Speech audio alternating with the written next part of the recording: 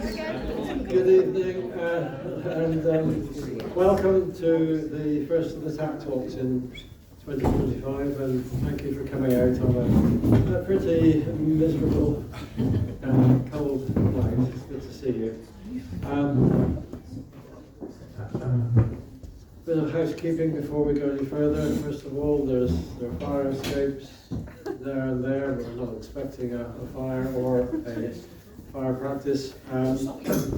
There are toilets in the corridor, men's and ladies, self-evident, I think. I think that's all the housekeeping. TAC Talks, as I always say when I introduce them, are designed to tackle questions and talk about questions that are of interest to people who are of faith, people of no faith, people who are seeking, searching. And tonight we have a topic which is, I think, of great relevance in our society today, the topic of drugs. And we have here an expert.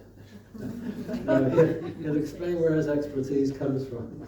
Andy Lolling, welcome Andy, is a qualified pharmacist, but he also works for a national charity called HOPE, which is involved in drug education into schools. So he knows a lot about drugs from all sorts of perspectives, shall we say. And he's going to give us a hands-on experience tonight. So we've alerted the police there. Anyway, without any further ado, let me just welcome Andy. Let's welcome Andy in the usual way.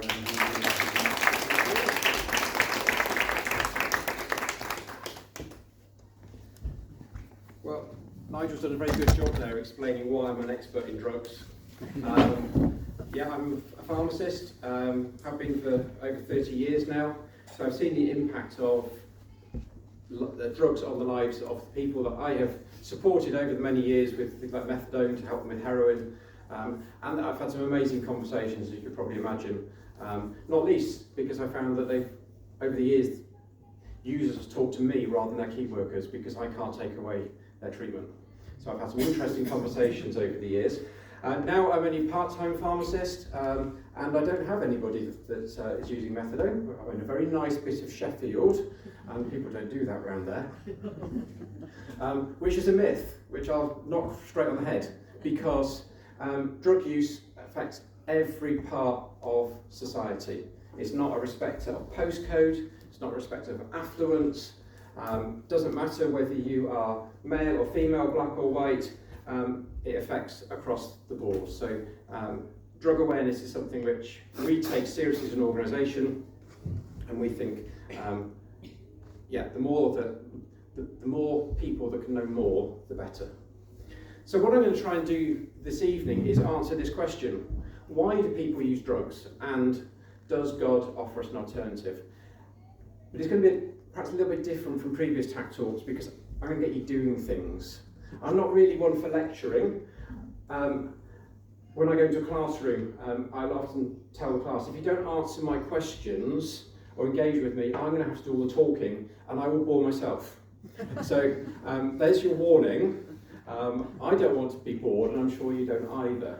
So we're going to be a bit hands-on, and there'll be bits of exchange of information. So I thought actually the best thing to do would be to start with, well, what are drugs? So I brought my drug samples with me. So I'm going to cause a little bit of chaos, so I want you to get into 6 groups. So I haven't got enough for every table, so maybe a bit of chair shuffling required. And I'm going to get you doing some... So what I'm going to do is I'm going to bring to the table a bag with 14 drug samples in it. Okay? Don't worry, none of them are actually, well, some of them are real, but the ones that you would be worried about might be real. I'm not allowed to have them, but they are lookalikes. They are what things look like. I'm also going to give you a piece of paper just to confuse you, which has got 20 lines on it, but you only need to use 14 of them.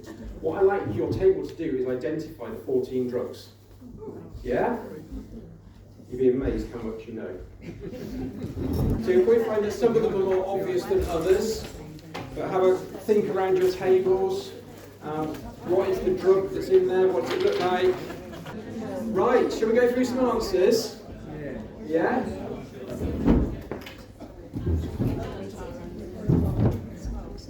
So, number one. What do you think number one is? Fantasy. It's LSD.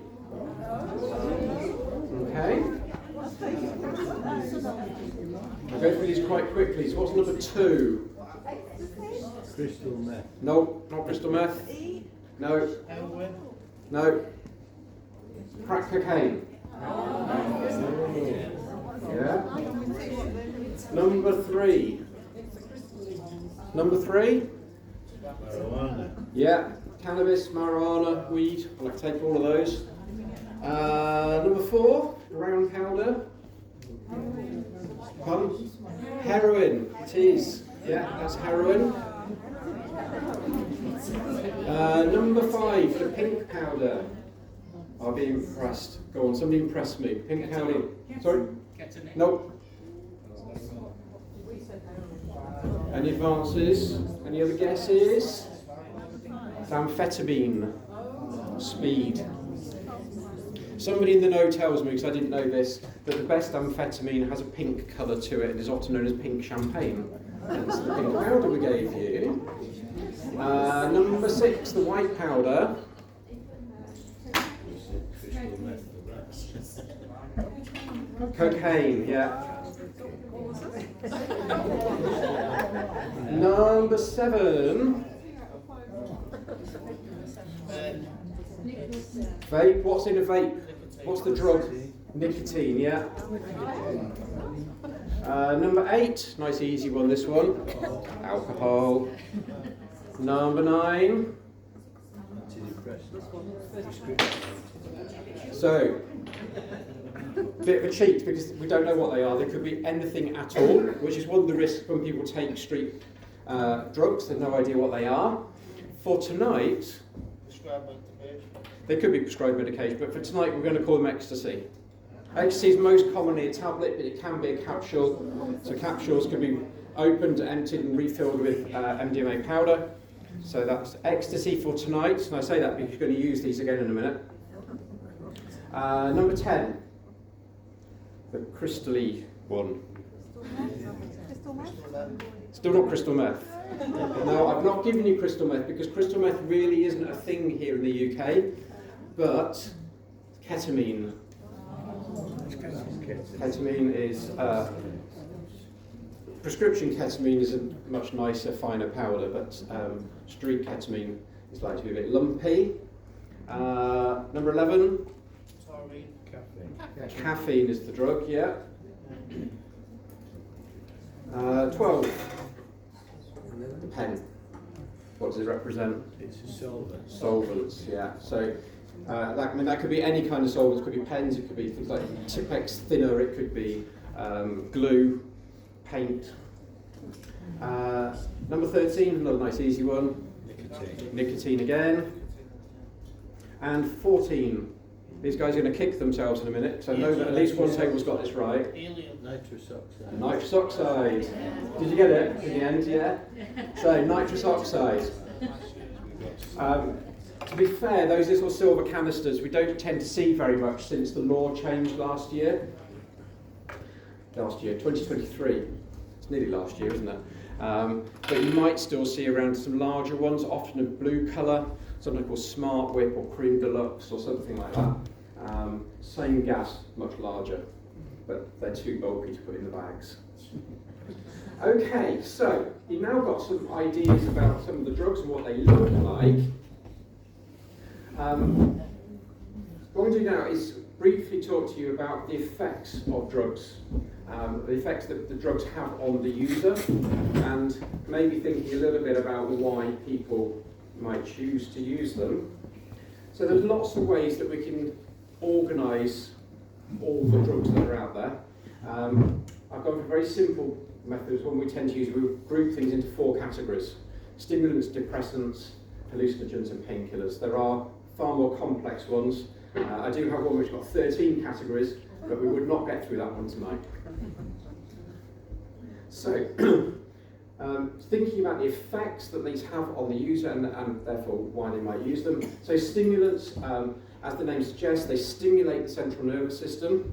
So they do things like put heart rate up, put blood pressure up, but they also do, they delay sleep, make you feel less tired, and give you energy to keep going, to keep going. The depressants are kind of the opposite of the stimulants. So where the stimulants stimulate the brain, the depressants slow it down. So we tend to see things like relaxation, drowsiness, drunken type behaviours as well. And a sense of peace that comes with that too. Hallucinogens kind of do what it says on the tin. They cause hallucinations. So that's anything which is a sort of mixing up of the senses or distorting the senses. So somebody's having an hallucination may see something but may experience a taste, which is really quite bizarre. But that's the kind of way these work, kind of really mess with the normal senses. And these are often also associated with what you might have heard of called flashbacks, where people use these drugs and then without ever using them again, so they can trigger a reliving of their trip, their experience. And the painkillers kill pain, both physical and emotional pain. And people who use these tend to talk in terms of feeling a sense of comfort, safety and protection. So, with those in mind, your next challenge, I told you this was interactive, is, I'll put the list back up on the screen in case you need it. You now need to categorise your 14 drugs into the 4 categories. Yeah? Sounds easy, doesn't it? Off you go. You went my answers there.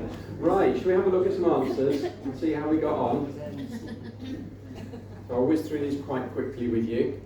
So in your stimulant section, you should have crack cocaine, amphetamine, cocaine, both nicotine, so the vape and the cigarettes, ecstasy and caffeine. How'd you get on? Everyone get them all right? Half right? 2 right?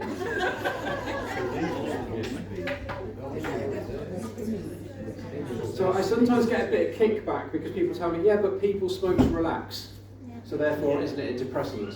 Well, I'm going to say no, because if you give nicotine to me, which is the drug that's in tobacco, I've never had nicotine, I will demonstrate all of the stimulant effects. My blood pressure will go up, my heart rate will go up, I will struggle to sleep, I will feel like I've got more energy. People who are used to nicotine tend to feel a bit anxious until they get their next hit of it because their brain is withdrawing from the nicotine. So the nicotine levels have fallen, that creates a sense of anxiety. So the puff on their vape or puff on a cigarette, nicotine goes back into the body to the brain, and the brain kind of goes, I'm satisfied again. Somebody also told me recently, yeah, but when I used to smoke, it was like a breathing technique to help me to relax. I breathe in through my mouth, I'd hold my breath, and I'd breathe out slowly through my nose. So there's a relaxation technique almost by accident going on there as well. But the drug itself is a stimulant drug. So which are the stimulants again? I've got 2 of them at the moment. yeah, so we've got crack cocaine, amphetamine, cocaine, Yeah. vapes, which is nicotine, ecstasy, caffeine, and cigarettes.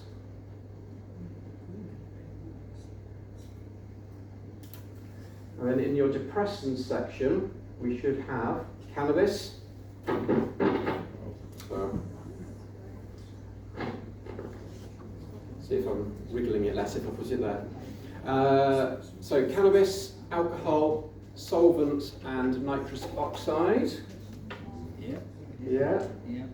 So I heard some debate, is nitrous oxide a painkiller because isn't that gas and air that they give you in hospital? Yes it is, but when it's used recreationally it's not being used as a painkiller, it's being used for its depressant effects.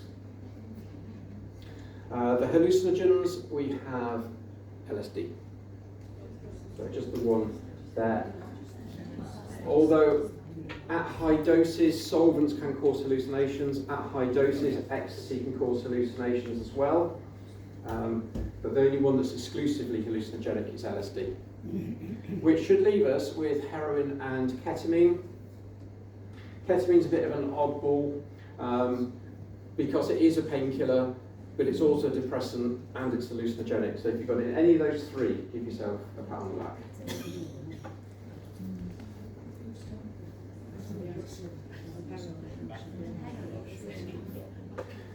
Which kind of leads me on to why then do people use drugs? So we've got all these effects, we've got all these drugs with lots of different effects. So any thoughts? Why do people use drugs? Give me shout out some suggestions. Peer pressure. Peer pressure, thank you. Because they're not coping. To cope, to help them cope, yeah. Curiosity. Curiosity, yeah. Pain relief. Escapism, Pain relief. pain relief, yeah. Sleeplessness. Sorry? Sleeplessness. Sleeplessness, yes. They might take something to help them sleep, yeah. Lift their mood. Lift their mood. Lifts their mood, yeah. Boredom. Boredom, Belonging to a group. yes. So that by doing it with others, you become part of, and that creates community, doesn't it? Comfort, Comfort, yeah. escapism, Addiction. And addiction, certainly that feeds into repeat use, yeah.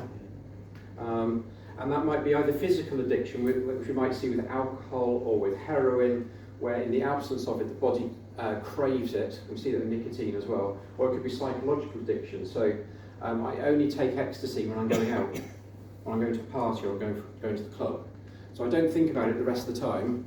But as soon as I start getting ready to go out, it's like triggering the whole thought process of, well, last time I went out, I met this guy at the club, he had some really good E, had a fantastic night that night. I hope he's going to be there again because I buy from him again.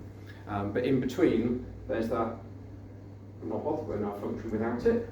I don't get withdrawal effects. It's only when those things kind of start to trigger the interest again, it crops up. So, I've got a few extras on my list, which is really small, I apologise. But you've got lots of them anyway. What did I have on there that we've not had? For fun, well, it's kind of the antidote to boredom, isn't it? I read somewhere recently, probably Facebook, you know, source of all knowledge. We've almost forgotten what boredom is, actually. If you grew up in the 1980s and 90s, pre-internet, we got bored, didn't we? And we coped with boredom, but now everything's instant.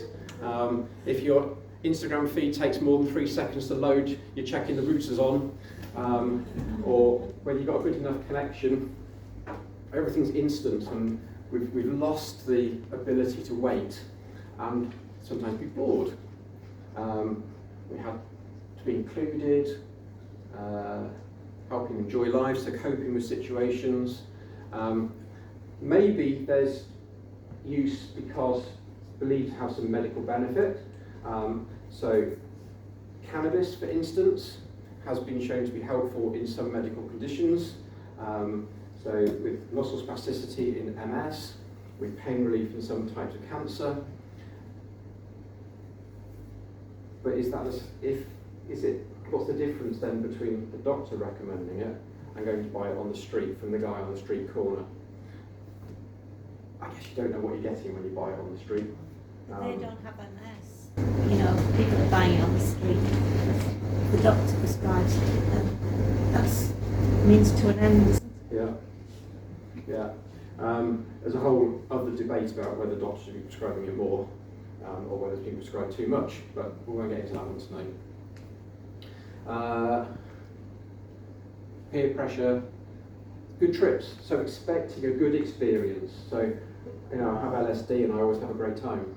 My boss was telling me her husband used to use LSD, and they were at a festival. He hadn't used LSD for years, and there was something about that particular band that was playing on that particular time that meant that he ended up on the floor in the fetal position crying because he was reliving, he was flashing back a bad trip, and something had just re-triggered that event. It was like it was brand new for him all over again. But if you don't know about the risk of the bad trip or the flashback, you'll always expect to have the good experience. I see a lot of guys at the gym. So steroids are quite often used by bodybuilders to build their muscles. Mine are all natural.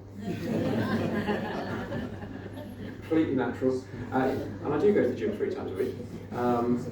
But there are those that will use that to build their body, to create some kind of version of themselves. There's lots, I guess, there's myriad reasons why people use drugs.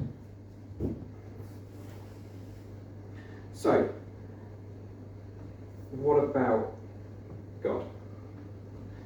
So we'll try and answer the question, does God offer us an alternative? And then one of them is we'll have our break. So, back to our categories. So, stimulants. Remember, they cause, they stimulate the system, they cause increased energy, delaying sleep. Well, what I'm going to do is I'm going to go through the categories and I want to offer you an alternative which I've taken from the Bible. And so, if somebody's using stimulant to give them more energy, does the Bible offer an alternative? Well, this is taken from Isaiah, prophet from the Old Testament, and it says, "He gives strength to the weary and increases the power of the weak. Even youths grow tired and weary, and young men stumble and fall. But those who hope in the Lord will renew their strength. They will soar on wings like eagles. They will run and not grow weary. They will walk and not be faint." Now, to me, that sounds kind of like what people are trying to get out of a stimulant. To overcome the weariness, to keep going, to have their strength renewed. So let me offer that as an alternative. Psalm 23, really familiar. "The Lord is my shepherd, I lack nothing. He makes me lie down in green pastures. He heals me beside quiet waters. He refreshes my soul. He guides me along the right paths for his name's sake."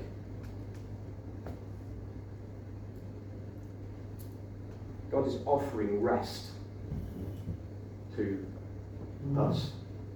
It was David that wrote it, and he was seeking rest, and he found rest in God. That sounds to me a bit like depressants. So people use depressants to help them to relax, to chill out, to perhaps to sleep better. God said, well, I can do that too.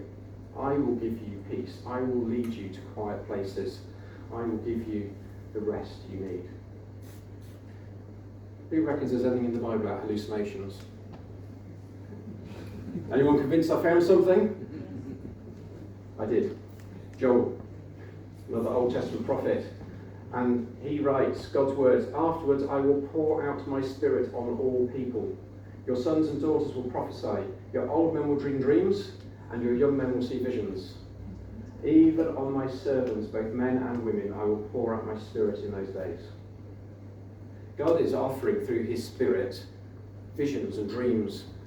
It's his voice, his experiences for us. So we don't need to run the risk of a bad trip when we have some LSD or a big dose of ketamine or whatever our drug of choice might be, because God says, well, through my spirit, I also offer you those. And painkillers. Okay, 2 Corinthians, New Testament. "Praise be to God and Father of our Lord Jesus Christ, the Father of compassion, the God of all comfort, who comforts us in all our troubles, so that we can comfort those who are in any trouble with the comfort we ourselves receive from God." Notice how many times comfort is mentioned in those few short verses. Yet that's one of the reasons that people use painkillers. So I remember reading right back when I was first training to do this as role as a volunteer about somebody who used heroin, and they said it was like having a great big hug when they had their dose. Like that sense of isolation, separation and comfort.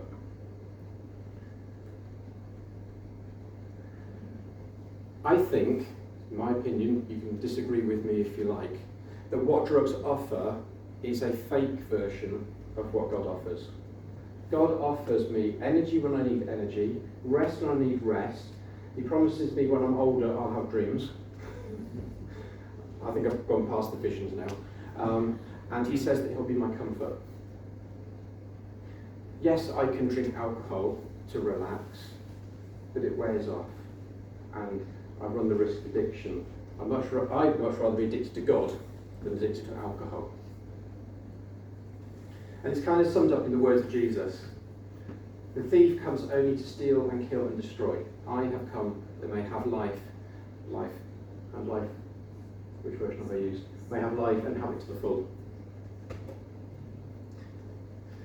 The thief, if you're not familiar with this verse, is Jesus talking about the devil.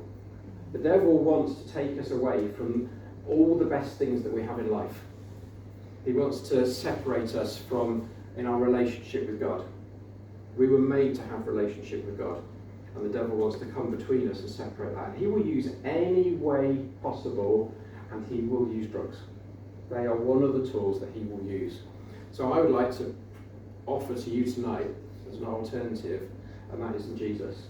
So Jesus offers us life in all its fullness. None of these fake versions, but an open offer for completeness and fullness in him. So who'd have thought the Bible has something to say about drugs? I bet you all thought there was loads in there about alcohol, and I haven't talked about alcohol, really. But actually it speaks into each of those four categories. So I'm going to leave you to ponder that whilst we have our coffee time, and then either questions and things after coffee. Very good, thank you. That's, thank you.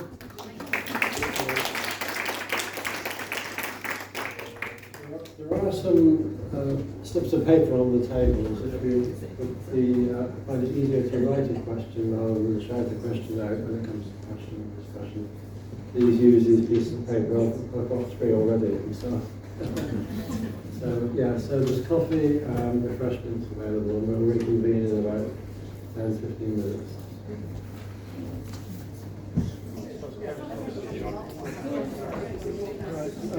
Ladies and gentlemen, if we could reconvene. Could we reconvene for a sort of question and answer session, Q&A?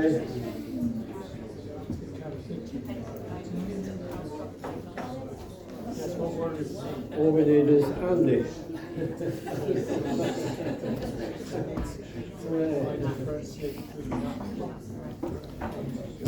I've got one written question. Is anybody else written a question down that they'd like to ask?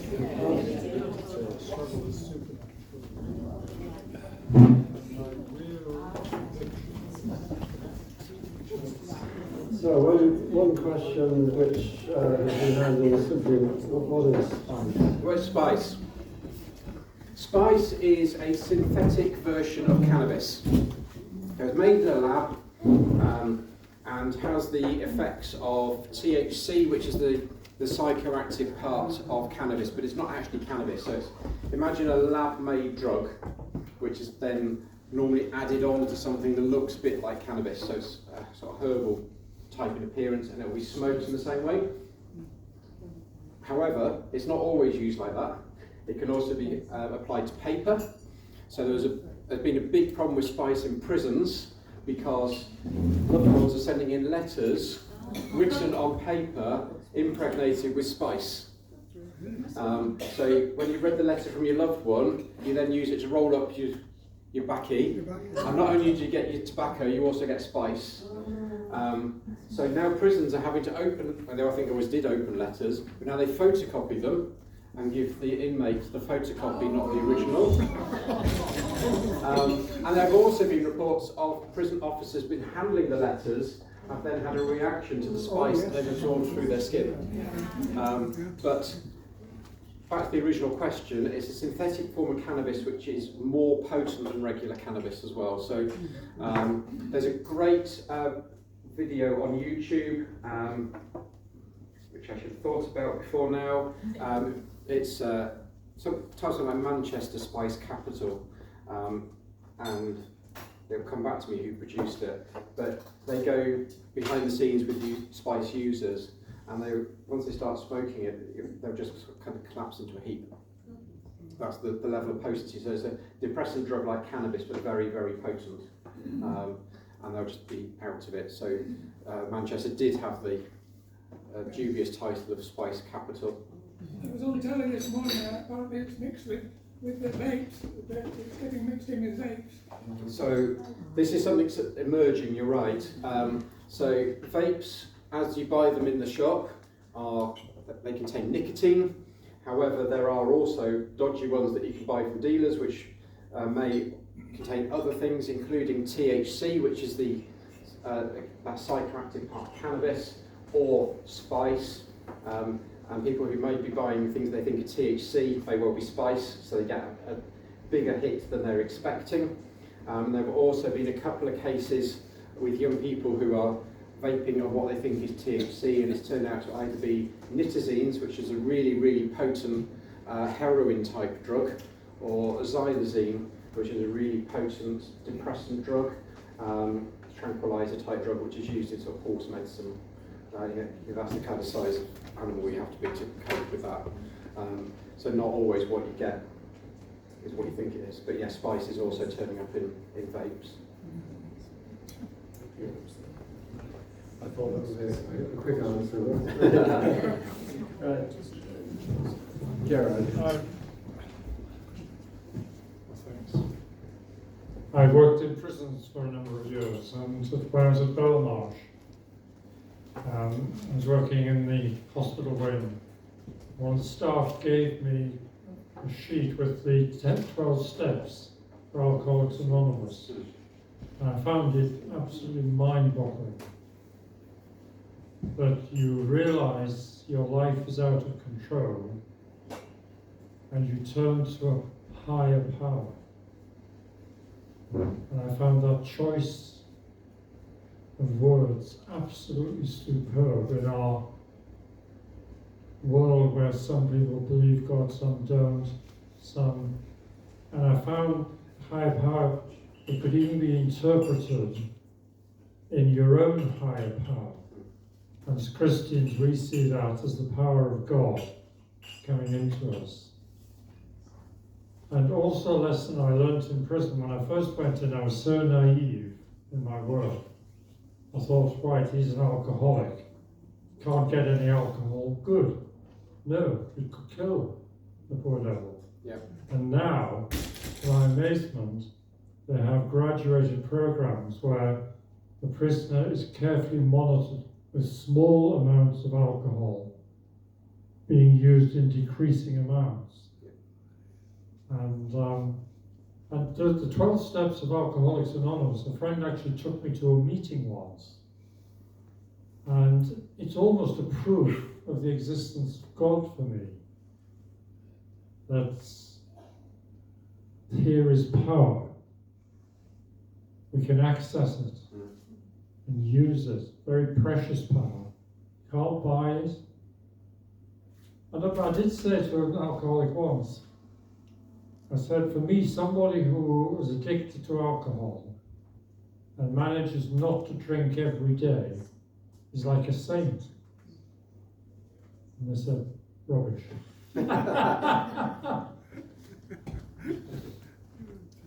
Thank you.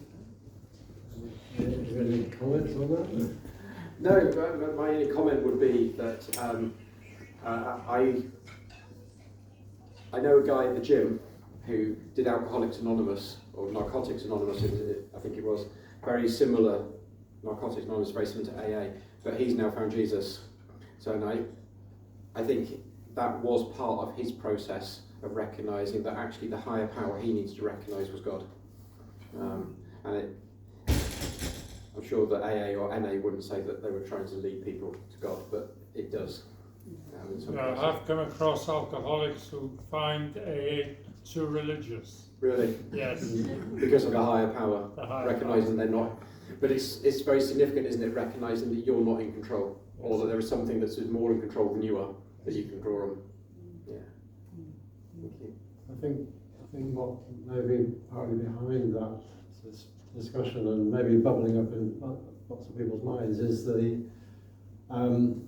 how you make the bridge from somebody who is an addict in some drug or other, you don't just say, all right, put the fags away or put the booze away, here's a Bible. It's that, how do you, it was a caricature of what you had on the screen. It's incredibly abrupt.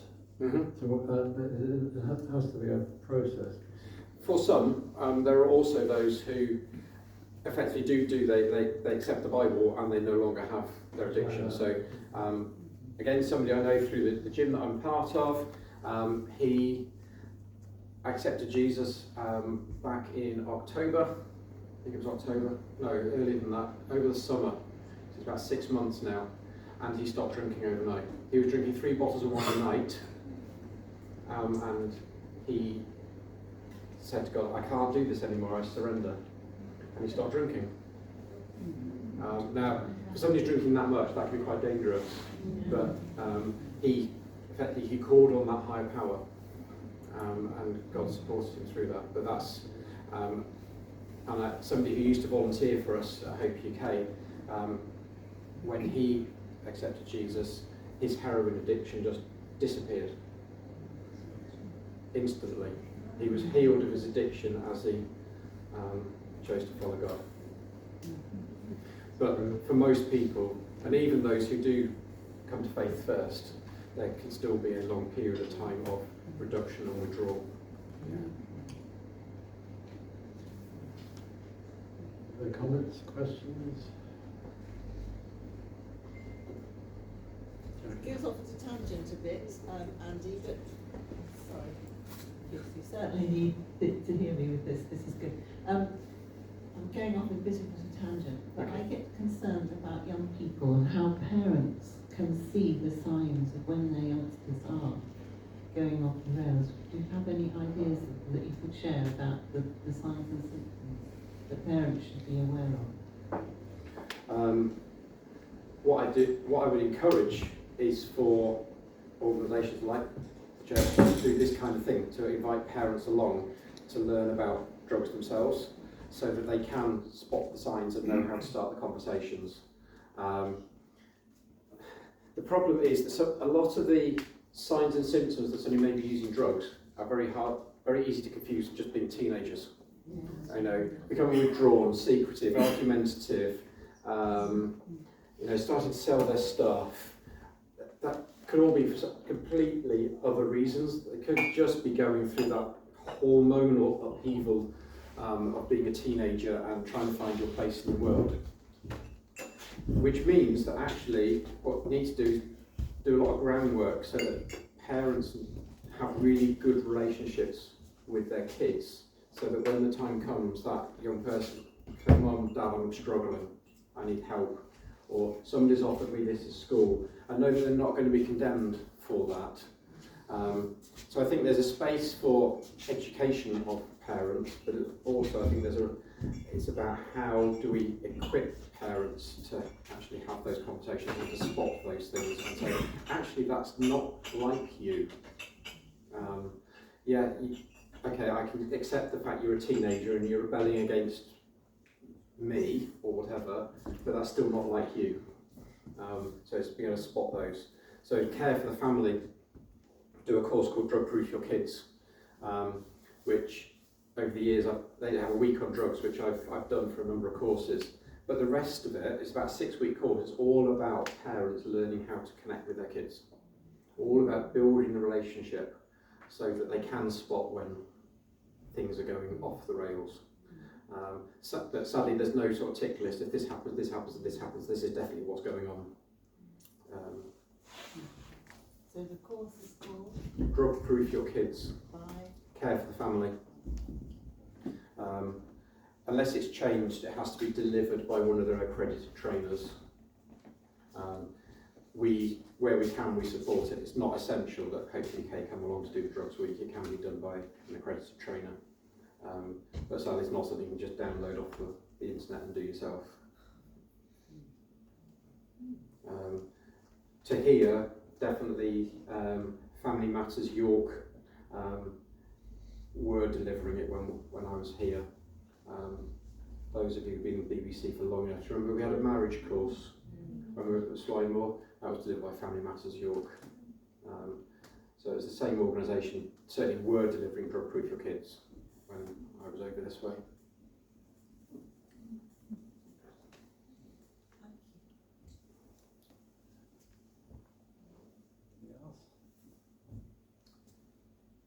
We had a brief conversation over the coffee about the difference between medicines and drugs. Yes. Which of course in America is confusing because chemist shops in America are called drugstores. I mean, where do you draw the line between medicines and drugs, and in particular, say, painkillers? I mean, most of us probably, if we have a splitting headache, will take some paracetamol or ibuprofen or something like that, or should we? I think provocative, or should we just get the Bible out and read Psalm 23? Well, that might help, and praying about it obviously can help. So, very simply, all medicines are drugs, but not all drugs are medicines. So, paracetamol is a drug and a medicine. Cannabis is a drug, maybe that's what it is. Ecstasy is a drug, but not a medicine. Do you see the difference? So, yeah, when you've got a splitting headache, nothing wrong with paracetamol, and it won't fit into any of those four categories because it's neither stimulant, depressant, hallucinogenic. Well, it is a painkiller, but not in the sort of recreational sense. But if you was reaching for cocodamol, which is paracetamol codeine, that's got codeine in it, which is an opioid painkiller, so would fit into the painkiller section and actually can become addictive in as little as 3 days. So it depends what you reach for, whether you're running any kind of risk. I work in retail pharmacy, and we recognise the people that come and buy things too often. I don't think they always realise we know who they are, but they always get advice, and if the pharmacist is absolutely certain it's the same person they saw last time, we will intervene and refuse to sell, which sadly means they just move to another pharmacy, but at least we know that they've always got the right information. So every time we sell a pack of cocodamol, we will tell somebody, do not take these for more than 3 days because they can cause addiction. And most people who take painkillers don't want to be called an addict. But that's the nature. That said, you may be having something that's been prescribed by your doctor. I don't want you to stop taking that. So I need to put that in balance. So if your pain medication is being managed by your doctor, then please don't change it without their advice. Not mine. Where does morphine fit into the whole story? So morphine is one of those painkiller drugs, so it would have been in that bottom right-hand corner when we were doing the categories chart. So originally it comes from opium. Interestingly, there's been a shortage of heroin this year because did you know the Taliban have banned the harvesting of opium poppies? Who thought the Taliban could come up with a good idea? So yeah, they banned the harvest of opium poppies in Afghanistan. So there's been a world shortage of heroin, which is actually why I mentioned earlier a drug called nitazene. That's why they're coming in as to kind of fill the gap, because they're a synthetic form of morphine and morphine-related drugs, being apparently made in China and posted to the UK. So they're not even being smuggled; they're just coming in the mail, or being packed up, and sometimes they're being cut with the heroin. So the user still thinks they're getting heroin, but they're only getting less heroin, but they're getting other stuff in there as well. And that's why heroin is a brown colour, because of all the contaminants that are in there. Is that addictive too?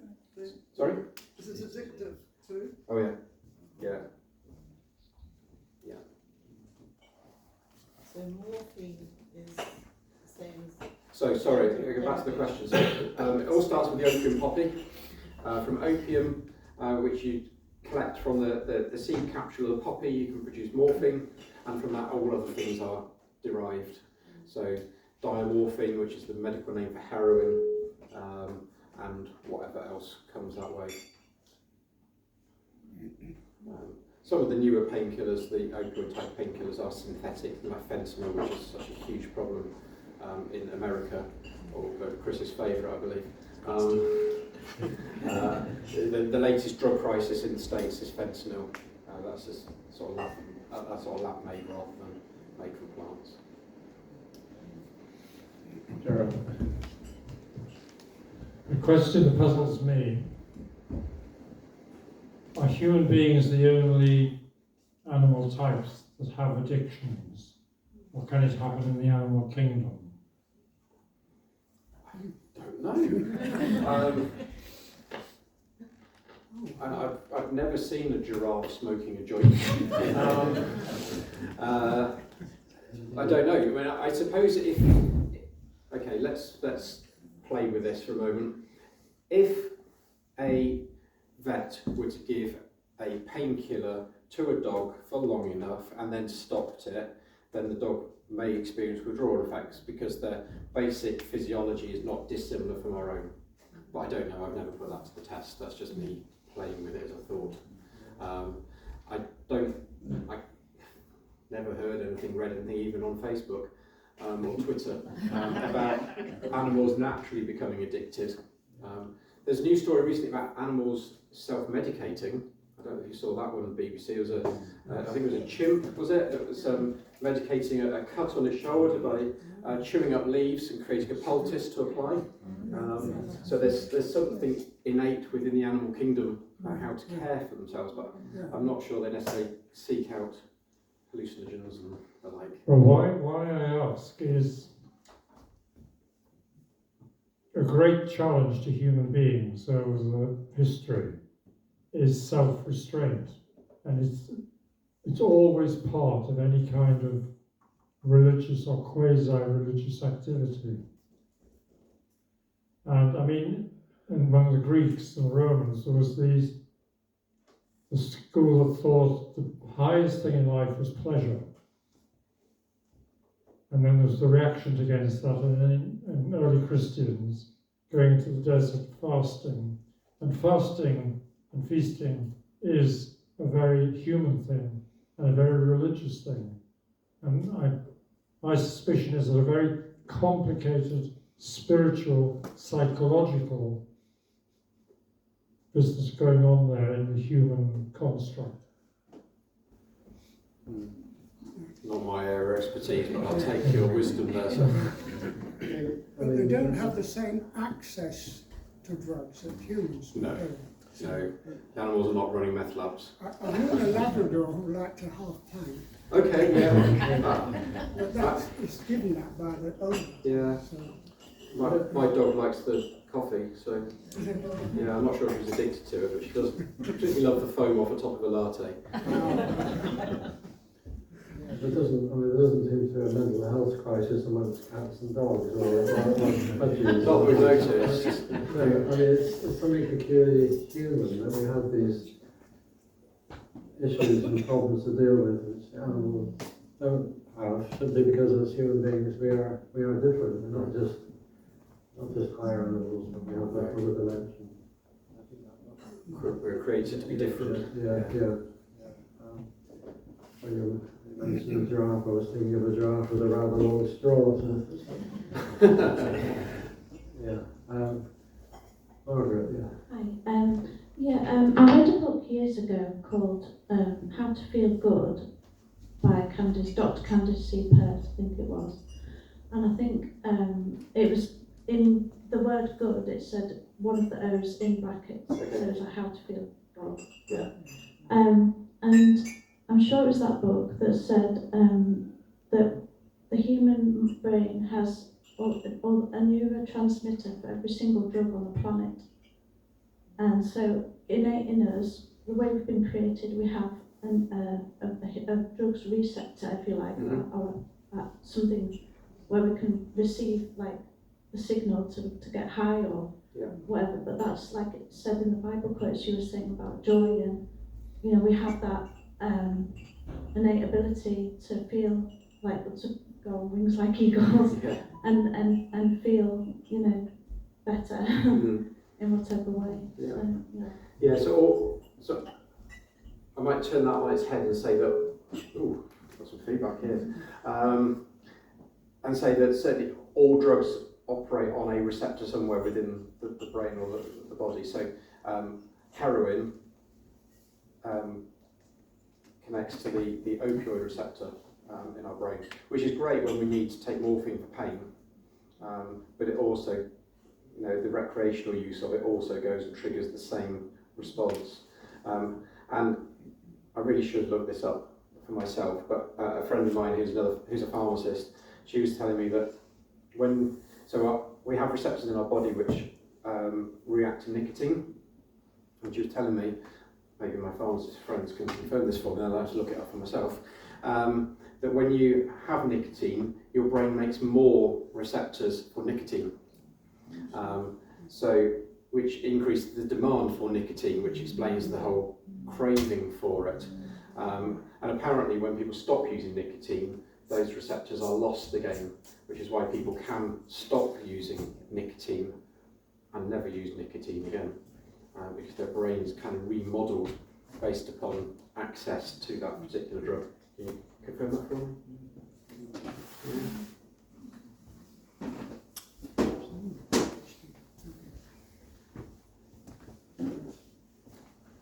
Any more questions?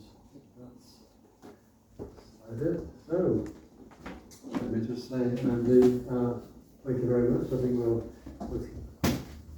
bring things to an end here now. So thank you very much for. I've learned a lot. I think we've all learned a lot tonight, and we wish you well in your work, especially actually in schools and so on. Thank you. And thank you very much.